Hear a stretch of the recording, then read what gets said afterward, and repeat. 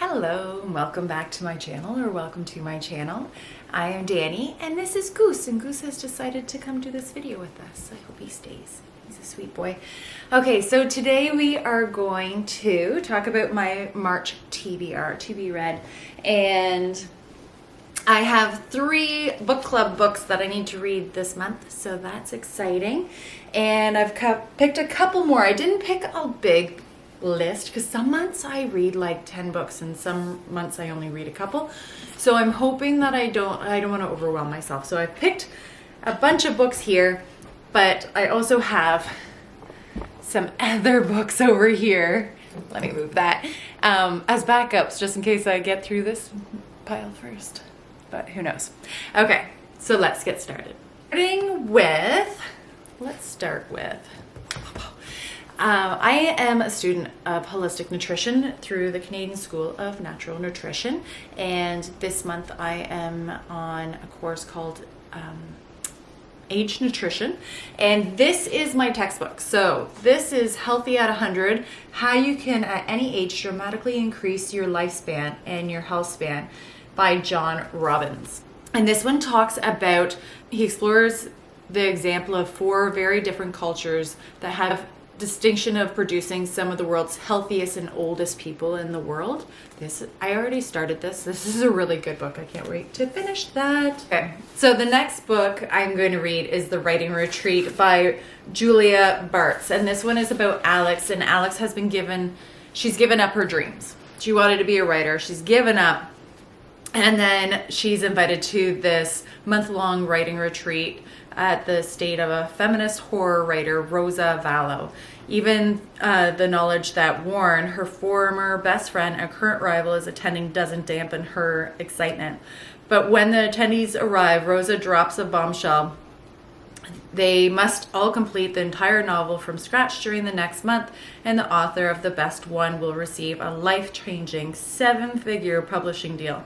Determined to win this seemingly impossible contest, Alex buckles down and tries to ignore the strange happenings at this estate, including Rosa's erratic behavior, Warren's cruel mind games, and the alleged haunting of the mansion itself. But when one of the writers vanishes during the snowstorm, Alex realizes there's something very sinister afoot. With the clock running out, she must discover the truth or suffer the same fate. So that's going to be my next read.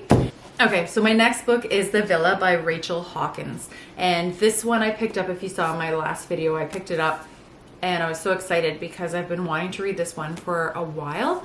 So this one is about, as kids, Emily and Chase were inseparable, but now in their 30s, their bond has become strained by demands of adult lives. So when Chase suggests a girls' trip to Italy, Emily jumps at the chance and connect with her best friend. Villa Astras in Orvieto, sorry if I butchered that, is a high-end holiday home, but in 1974 it was known as Villa Rosado and was rented for the summer by Noel Gordon, a notorious rock star. Desperate to reignite his creative spark, Noel invited up-and-coming musician Pierce Sheldon to join him, as well as Pierce's girlfriend, Mary, and her stepsister, Laura. But he also set in motion a chain of events that led to Mary writing one of the greatest horror novels of all time, Laura composing a platinum album, and ended in Pierce's brutal murder.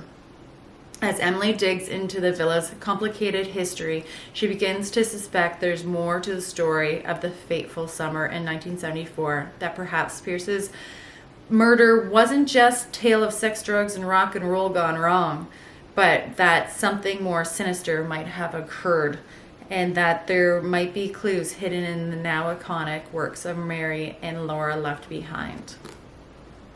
Inspired by Fleetwood Mac, The Mansion Murders, and the famous summer Percy and Mary Shelley spent with Lord Byron at Lake Geneva Castle, the birthplace of Frankenstein, Rachel Hawkins, The Villa invites you into its deadly legacy.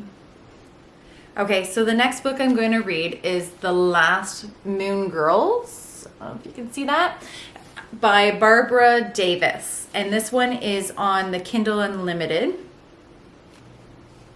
Lizzie Moon never wanted Moon Girl Farm. 8 years ago, she left the land that 9 generations of gifted healers had tended, determined to distance herself from the whispers about her family's strange legacy. But when her beloved grandmother Althea dies, Lizzie must return and face the tragedy still hanging over the farm's withered lavender fields, the unsolved murders of 2 young girls, and the cruel accusations that follow Althea to her grave. Lizzie wants nothing more than to sell the farm and return to life in New York until she discovers a journal Althea left for her, a book of remembrances meant to help Lizzie embrace her own special gifts. When she connects with Andrew Lawson, one of the few in town who believed in Althea's innocence, she resolves to clear her grandmother's name. But to do so, she'll have to decide if she can accept her legacy and whether to follow in the footsteps of moon women who came before her. So this one's another, I love books with a little magic in them. A little magic, a little mystery. So good. So this one is on Kindle Unlimited, and I was excited to see it. It was one of the ones that was recommended to me. I was like, hell yeah. I was like, yeah. Okay, so Lola has decided to come visit us. Here's Lola. Okay, so in the next book I'm going to read, this one is for one of the book clubs I'm in with my 2 best friends, and it is called In My Dreams I Hold a Knife. I don't know if you can see that. And this one is by Ashley Winstead.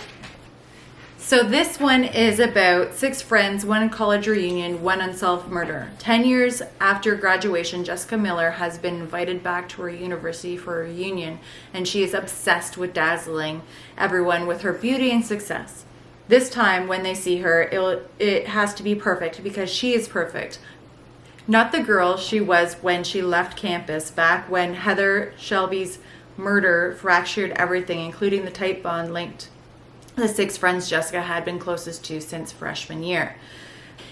But there's more at stake here than the delicious envy of Jessica's peers. Not everyone is ready to move on. Not everyone can let Heather's murder go unsolved. In fact, someone has orchestrated the whole weekend to trap the real killer. As the weekend unfolds and they get closer to the truth, the group discovers there was more than murder hidden amongst them at campus. Told in racing dual timelines in a dark college setting, and a darker look at friendship, love, and obsession and ambition. So that is In My Dreams I Hold a Knife. Okay, so the next one is my book club I run a seniors club at the local Y, and we are doing a book club. So this is Natalie Tan's Book of Luck and Fortune by Roselle Lim. This one is about, at the news of her mother's death, Natalie Tan returns home, and the 2 women haven't spoken since Natalie left in anger 7 years ago, when her mother refused to support her chosen career as a chef. Natalie is shocked to discover the vibrant neighborhood of San Francisco's Chinatown that she remembers from her childhood is fading, with businesses failing and families moving out. She's even more surprised to learn she has inherited her grandmother's restaurant. The neighborhood seer reads the restaurant's fortune in the leaves. Natalie must cook 3 recipes from her grandmother's cookbook to aid her struggling neighbors before the restaurant will succeed. Unfortunately, Natalie has no desire to help them try to turn things around. She resents the local shopkeepers for leaving her alone to care after her agoraphoric mother when she was growing up. But with the support of a surprising new friend and budding romance, Natalie starts to realize that maybe her neighbors really have been there for her all along. So that's Natalie Tan's Luck and Fortune. Okay, so the last book, guys, is a Stephen King. I have never read a Stephen King, and I'm a little intimidated by this. This is a couple girls at my work, and I have started a book club as well. So yes, there's 3 book clubs I'm in. And this one, I've never read a Stephen King, and I love fairy tales, so I was like, yeah, I'll read it. It's called Fairy Tale. So this one is about Charlie Reed looks like a regular high school kid, great at baseball and football, a decent student, but he carries a heavy load. His mom was killed in a hit-and-run accident when he was 7, and grief drove his dad to drink. Charlie learned how to take care of himself and his dad. When Charlie is 17, he meets a dog named Radar and his aging master, Howard Bowditch, a recluse in a big house at the top of the big hill, and with a locked shed in the backyard. Sometimes strange sounds emerge from it. Charlie starts doing odd jobs for Mr. Bowditch and loses his heart to Radar. Then when Mr. Bowditch dies, he leaves Charlie a cassette tape telling a story no one would believe. What Bowditch knows and has kept secret for his long life is that inside the shed is a portal to another world. So that sounds cool. I've always been afraid of Stephen King because I thought it would scare the pants off me, but this one sounds really cool. So that's it. That's all my books for March. So like I said, I've picked a couple because I have a textbook that I have to read and 3 for book clubs, but I know I'll probably add a couple more, hopefully, if I have time. So thank you for watching this video. Comment below and let me know what you're reading this month, or if you have a book club recommendation or Kindle Unlimited recommendation, because I am always looking for those. So thanks for watching. Talk to you soon. Happy reading.